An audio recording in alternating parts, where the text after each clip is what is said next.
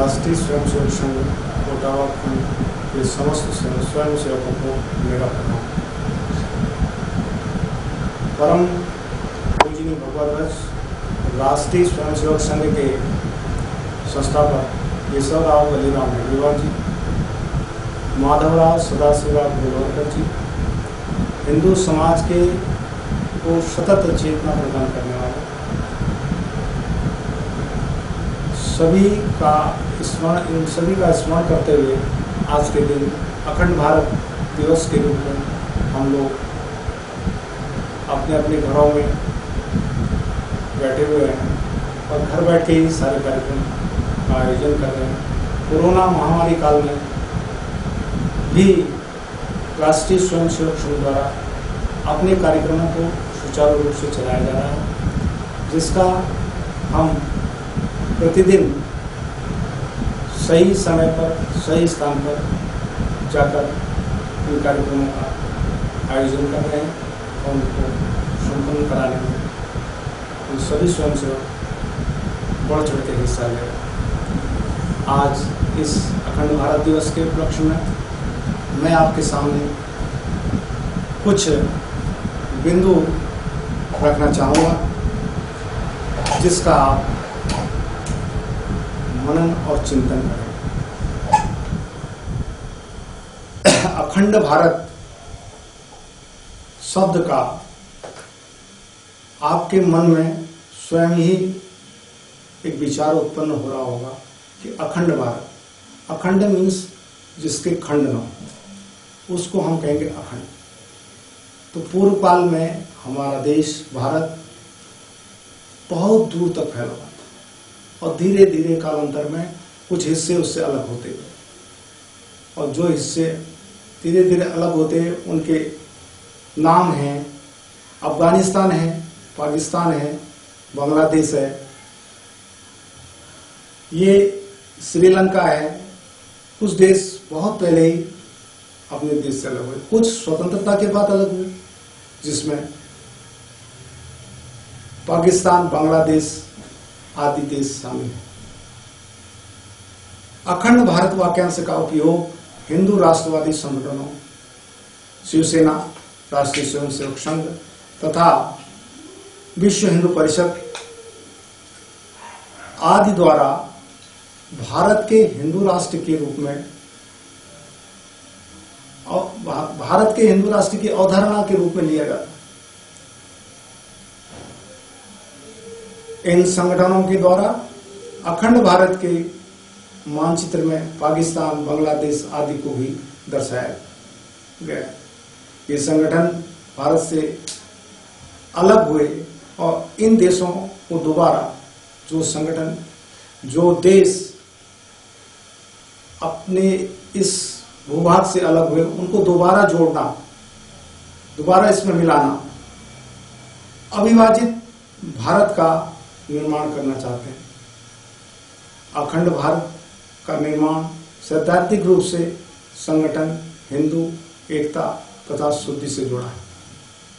जहां बहुत से लोगों का संशय है, बहुत से लोगों में संशय रहता है, वहीं संघ विचार का हमेशा मुखर वाहक रहा है। संघ के विचारक होवे शेषाद्री जी की पुस्तक द ट्रैगिक स्टोरी ऑफ पार्टीशन में अखंड भारत के विचार की महत्ता पर बल दिया गया है। संघ के समाचार पत्र ऑर्गेनाइजर में सरसंघ चालक श्री मोहन भागवत जी का वक्तव्य प्रकाशित हो, जो अपना एक अंग्रेजी अखबार छपता है, उसके अंतर्गत सरसंघ चालक मोहन भागवत जी का एक वक्तव्य स्टेटमेंट जारी हुआ, जिसमें कहा गया कि केवल अखंड भारत तथा संपूर्ण समाज ही असली स्वतंत्रता ला सकता है वर्तमान परिस्थितियों में अखंड भारत के संबंध में यह कहना उचित होगा कि वर्तमान परिस्थितियों में अखंड भारत की कल्पना केवल कल्पना मात्र है। ऐसा संभव नहीं होता। शिवसेना के सुप्रीमो व हिंदू हृदय सम्राट कहे जाने वाले बाल ठाकरे ने अखंड भारत की स्थापना में पहले बचे हुए भारत का, जो बचा हुआ भारत हो, उसको हिंदू राष्ट्र घोषित करने की इच्छा व्यक्त की है। अखंड भारत में आज के अफगानिस्तान, पाकिस्तान, तिब्बत, भूटान, म्यांमार, बांग्लादेश, श्रीलंका आते हैं। केवल इतना ही नहीं, कालांतर में भारत का साम्राज्य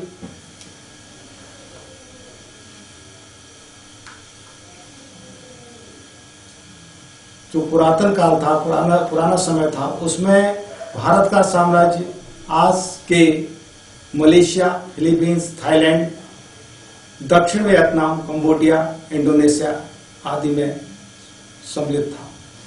सन 1875 तक अफगानिस्तान, पाकिस्तान, तिब्बत, भूटान, म्यांमार, पाकिस्तान, ये श्रीलंका भारत के ही हिस्से थे। लेकिन सन 1875 की क्रांति के बाद ब्रिटिश साम्राज्य की नींव हिलने लगी।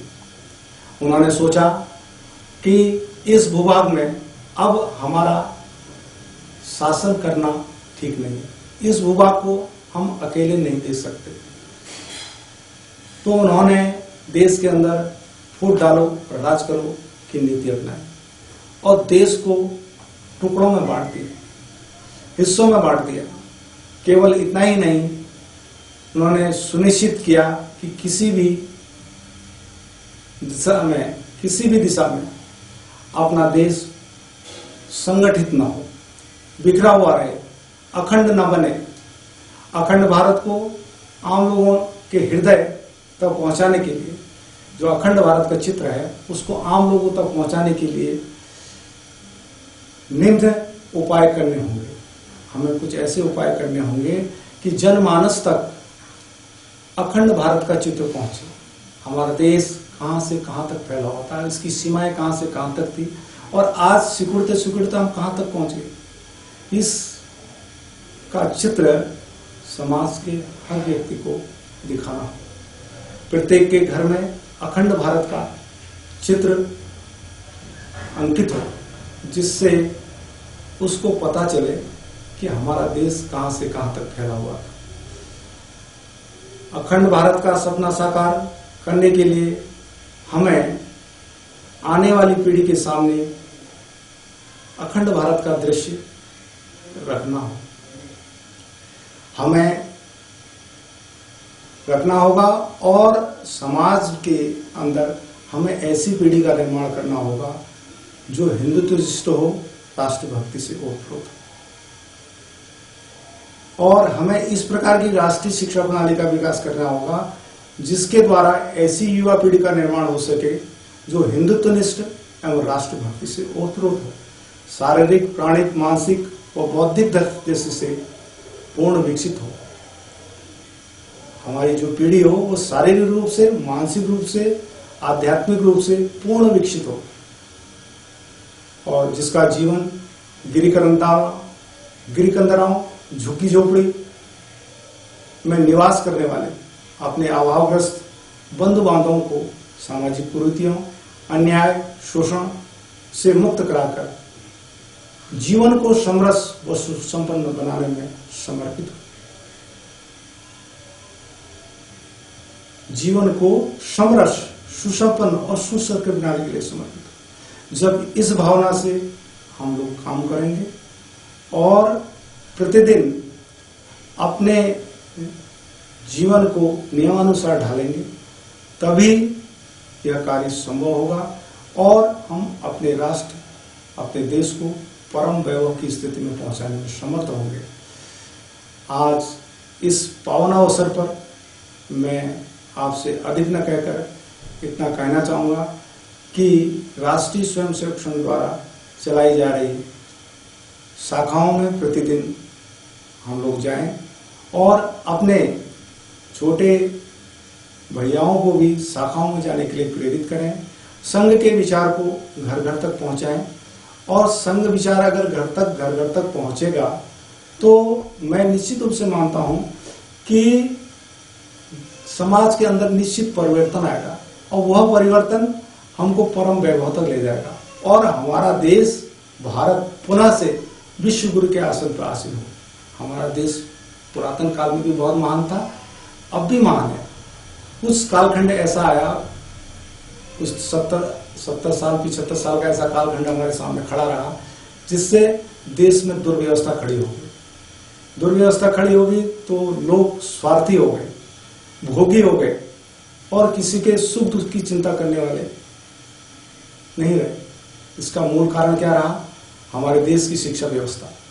हमारे देश की शिक्षा व्यवस्था में सुधार तो बहुत हुए, विस्तार भी बहुत हुआ, लेकिन जो चीज होनी चाहिए थी वो नहीं। वो क्या थी? व्यक्ति निर्माण। व्यक्ति का निर्माण हुआ ही नहीं। सब निर्माण हुए, सारे निर्माण अपने देश के अंदर हुए, तो व्यक्ति का निर्माण नहीं। तो व्यक्ति के निर्माण में हमें सोच समझकर व्यक्ति के लिए कार्यक्रम बनाने होंगे और उसको सही सांचे में झांकना हो, उसमें अच्छे संस्कार देने होंगे। जब अच्छे संस्कार उसमें आएंगे तब वह अपना परिवार, फिर अपना समाज, फिर अपना देश, फिर अपना राष्ट्र, फिर अपनी सृष्टि को व्यवस्थित कर पाए। हमें हमेशा अच्छी संगत में बैठना चाहिए, अच्छे लोगों के बीच में बैठना चाहिए और अच्छी जगह पर जाना चाहिए, जिससे हम पर अच्छे विचार आएंगे और अच्छे विचार आएंगे तो अच्छे कार्य होंगे। जिस जैसे समाज में हम रहेंगे हमारा चरित्र निर्माण भी वैसा ही। चरित्र आधारित शिक्षा लंबे समय से गायब हो गई घरों के अंदर। आज हम देखते हैं किसी परिवार में जाएं या समाज में जाएं तो हमारी जो वास्तविक चीजें थी वो हमने खो दी और हम भटक गए और आज उस भटकाव की स्थिति को हम समझ रहे हैं। आज पूरा देश समझ रहा है और आज हमारे पास शुभ अवसर आया है, बहुत लंबे समय के बाद हम इस कार्य को करने में सफल हो सकते हैं। देश के माननीय प्रधानमंत्री नरेंद्र मोदी जी इस सपने को साकार करने में लगे हुए हैं।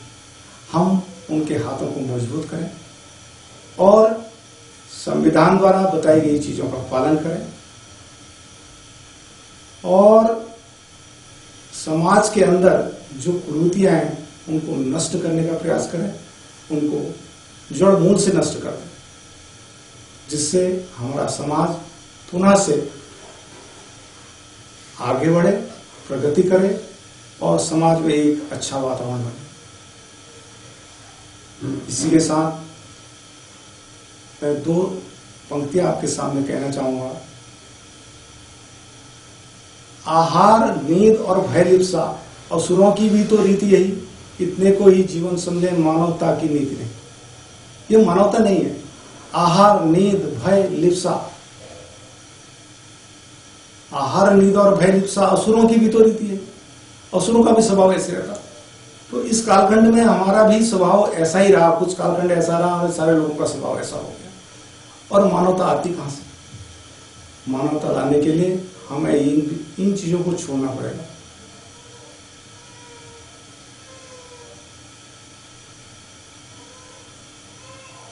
हमें धर्म समर्पित कर्म करने होंगे, धर्म के आधार पर चलना हो। कर्म तो हम कर रहे हैं, अनेकों कर्म कर रहे हैं, सुबह से शाम तक हम कर्म ही कर रहे हैं और हमारे साथ धर्म नहीं है। अब जब तक धर्म नहीं होगा तब तो हमारा कर्म निष्फल होगा, उससे कोई लाभ नहीं है। जो व्यक्ति धर्म के अनुसार चलता है तो वह निश्चित रूप से अपनी तो प्रगति करता ही है, समाज की प्रगति में भी सहायक होता है और देश की प्रगति में भी सहायक होता है और राष्ट्र की प्रगति में भी सहायक होता है। तो गलतियां होती हैं कि आगे वो कहते हैं कि त्रुटियों से यदि सीख मिले तो त्रुटियां हो जाती वरदान, मानव सदा पूर्ण रहा है, पूर्ण रूप होते भगवान। अगर गलतियों से हमें सीख मिल जाए तो वरदान सिद्ध होती है। तो हमें एक अच्छे समाज का निर्माण करना है, अच्छे लोगों का निर्माण करना है, अच्छे बालकों का निर्माण करना है, उनको संस्कार युक्त शिक्षा देनी है। आज परिवार के अंदर जब भी हम लोग जाते हैं तो इन चीज़ों का अभाव पाते हैं। आज आदमी सिमट जैसा गया। आपने देखा होगा शहरों में, गाँव में हम लोग जब जाते हैं तो हम पूछते हैं यहाँ पर भाई साहब रहते हैं, तो वो कहते हैं नहीं हम नहीं जानते। तो ये स्थिति बड़ी भयावह स्थिति है।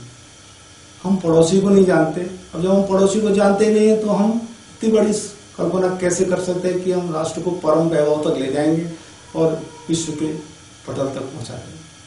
तो हमें अपने को बदलना होगा। जब तक हम स्वयं नहीं बदलेंगे तब तक कुछ नहीं बदलता। अंग्रेजी में कहा है everything is change if you change, nothing is change until you change. जब तक आप नहीं बदलेंगे तब तक कुछ नहीं बदलेगा। तो इस आज का जो समय हमारे लिए बहुत अच्छा समय है, अनुकूल समय है। इस अनुकूल समय में हम अपने देश को सुव्यवस्थित, संगठित और अच्छा बना सकते हैं। और देश के निर्माण में हर व्यक्ति की भूमिका अहम है। हर व्यक्ति को काम करना चाहिए। यानी मुट्ठी भर लोग काम करेंगे तो उससे नहीं चलेगा। हर व्यक्ति को ये समझना चाहिए मैं कौन हूँ।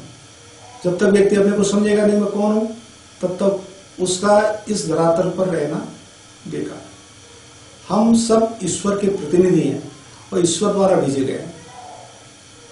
हम ईश्वर के द्वारा भेजे गए हैं और ईश्वर ने हमको इतना सुंदर गिफ्ट दे रखा। इससे अच्छा गिफ्ट नहीं दे सकता ये मानव शरीर। और इस मानव शरीर से हम अच्छे अच्छे कार्य करें। हम लोग कहते हैं ना कि भाई